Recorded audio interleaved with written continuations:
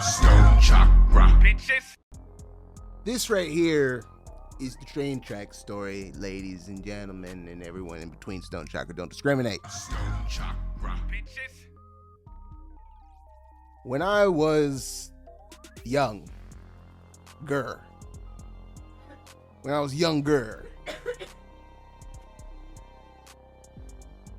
there was a train track that ran through my neighborhood. It separated the neighborhood. And I don't want to say it was a good side and bad side of the tracks, but it kind of was. Eventually, it all kind of just evolved into fuckery, and everybody was fucking around. But for a time, a lot of the wild shit usually stayed on the other side of the tracks. And that's mainly because that's where the park was. That's where a majority of the houses were. It was just a larger part of the neighborhood.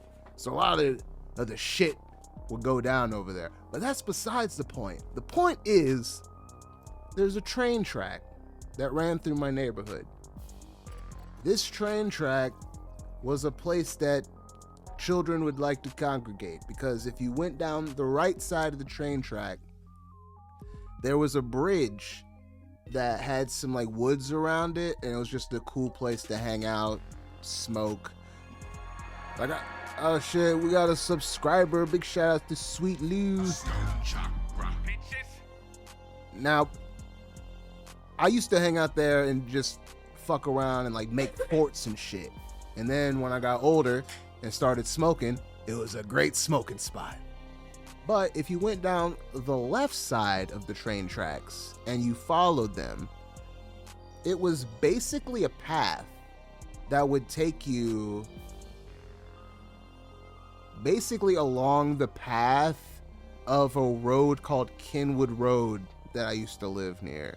And if you follow Kenwood Road from the start, you can get to Speedway, Chinese food place, bank, fucking Arby's, Burger King. And then if you go further down, there's other businesses, Karate Dojo, there's a Through the Garden restaurant, then there's another burger spot on the other side. Then if you keep going, that's when you hit Pfeiffer. And then that's 2 gas stations, a bunch of restaurants, and then businesses. But if you keep going through there, it'll take you to a GameStop. So that would be my route to GameStop regularly. I would just take the train tracks because it was just a chill walk. And for real, I never saw a train on those tracks. It's not that they weren't in use, it's just that there was so rarely a train, and the trains would always move so slowly on that track that it wasn't really like a danger. Needless to say, as children, we utilized these train tracks regularly. Now, one of these times I was utilizing the train tracks, we ran into another person utilizing the train tracks. I should give more context. Because the train tracks run through the neighborhood, they also happen to run behind woods that, if you knew the trail, I could take to get to my cousin's house, which was my grandma's house, which was next to my uncle's house. They were all right there. I would hang out with my cousins a lot. And then one of the times we were hanging out, again, younger, before I smoked any of that. Probably like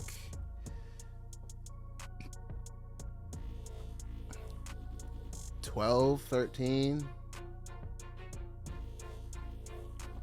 I was hanging with my cousin Candace, and we walked through the woods onto the train tracks, and we were gonna head to GameStop for whatever reason. Don't quite remember why. Because we never made it to GameStop. on our way walking on the train tracks, we spotted someone kind of large off in the distance, also on the train tracks, which was surprising because, again, I was on these tracks all the time, never saw anyone.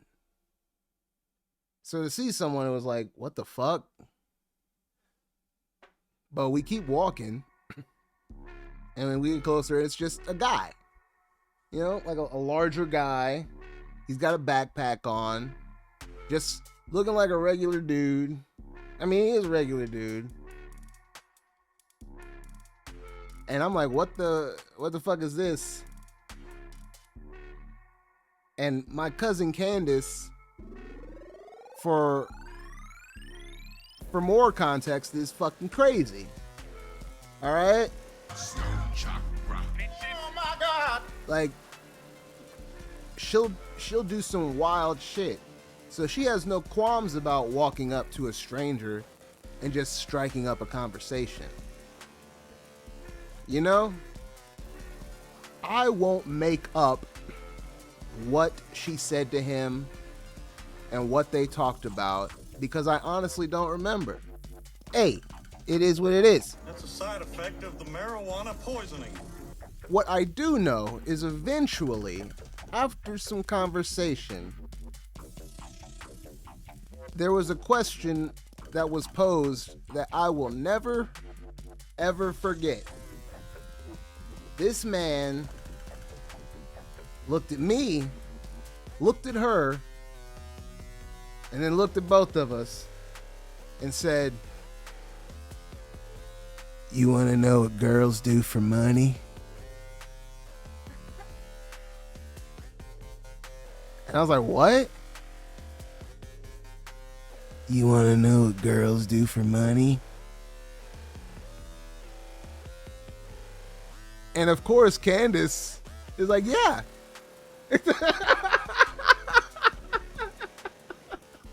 Oh my God! Of course she says, yeah. Dude takes off his bag, unzips it, and pulls out some magazines.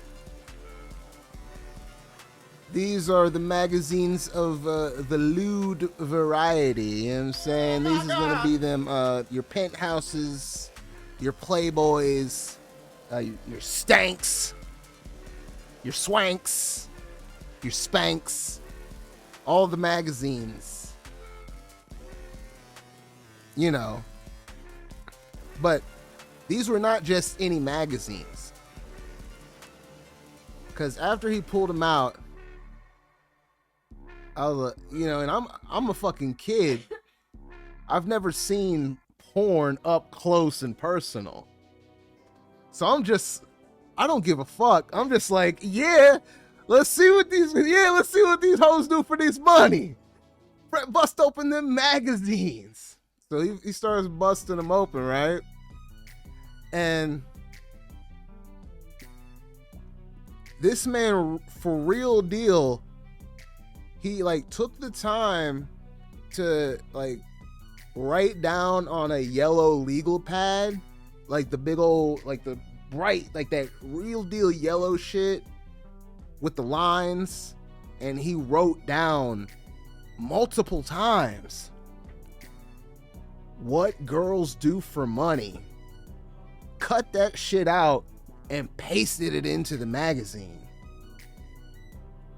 Like with arrows and shit. And it was like multiple instances of it.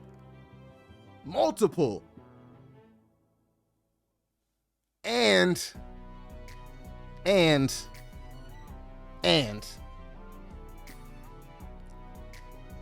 the pages looked a little crunchy. Oh my God! The pages looked a little crunchy. And I will add more context because Stone Nerd mentioned Sling Blade. This guy wasn't all there. You know? He was a little slow. he might have been on a bus of the shorter variety. He was a very special guy, I should say. But in the course of this interaction, because Candace is fearless, crazy, and what's that other word? Charming. She ends up talking this guy into like letting us borrow him. So we got them, right? We got them. And I'm trying to like pick the one that looks the least crunchy. Oh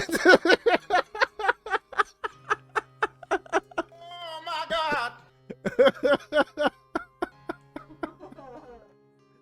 Because again, I don't have internet. This is probably even before you could really. This is like AOL days. Like it was there, but I didn't have it like that. So it wasn't like I could just go on the line or anything. And this was before I discovered my stepdad's VHS tapes. So this was that new. This is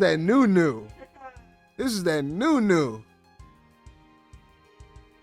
So I go home with mine.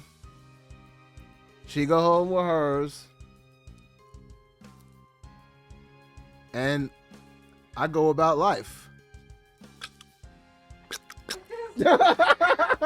I go on about life. Until there's a knock at the door. And at the door is the Blue Ash Police Department. Oh my God! And they're not just there, to say, hey. They're here specifically for me. Not anyone else. They're there for me. So I instantly was very confused. Like, what have I done? Why do the cops want to talk to me? And apparently, Candace, along with the other things, is also braggadocious. Because, of course, she went and told someone the story, showed them the magazines, they went and told their parents, the cops come to her, she tells them about me, the cops come to me, and then they want my side of the story, so I have to tell them about the guy and you know what girls do for money? The whole thing. And I end up having to go to court over this shit. I'm literally like called to the stand as a witness. What was the case about? It was like, I don't know. It was charging him as like a pedophile and lewd acts and disseminating materials or whatever He the didn't fuck. distribute pornography to minors. Yeah, that. He was doing that. Okay. He was doing that. I thought you were getting popped for stealing a magazine from a slow person. He thought I was going down for a robbery from the mentally disabled. No, that's not what happened. It just sounds ominous when you come to your house and stop people in the car. No, I didn't have to get in the car. They literally just asked me point blank, like right there at my house, and just like got my statement there, and then that was and of course, they took the magazines. Hey. I had my fun with them. My parents had But yeah, we end up going to court, having to testify. I will say like that, not the like going to court, but the whole experience of going like just downtown and getting like a hot dog off a cart and just seeing the city and shit like that was as fucked up as the whole situation is. Like I still remember that as like a highlight. Like I got out of school that one day. I got to go downtown. I got a hot dog off a cart. Hey, and from what I understood, dude like just was in jail for like the time that he needed to be there until the court date, and then because he's slow, they put him on the sex offender list and they give him probation, and that's that. Big shout out to Fives for the subscribe. We got Fives in the building. When did that happen? Did that like just happen? Oh, and then 420 just subscribed. Let's go. So many subscriptions. What the fuck is that? Bottled Infinity just to subscribe. Hey. Oh, I like money. What the fuck? That name just subscribed to. Shit, let's go. Oh my God. Oh shit. That was a fucking train, yo. You threw a train on your ass. Whoa, I'm gonna dap about that. Fuck. Damn. Where was I at? Where was I at with the story? The story's over, right? Oh yeah, story's over. Fucking, you know what I mean? Dude got probation. He's a sex offender now. I got my first prono, and I got a hot dog off a cart.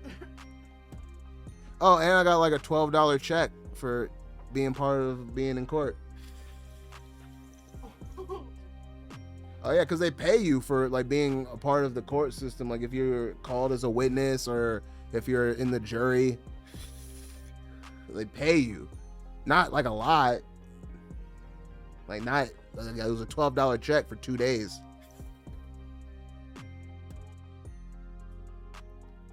So yeah, stay out of the court system. It doesn't pay. Oh, I like money. I mean, unless you're defending rich people, then it probably does.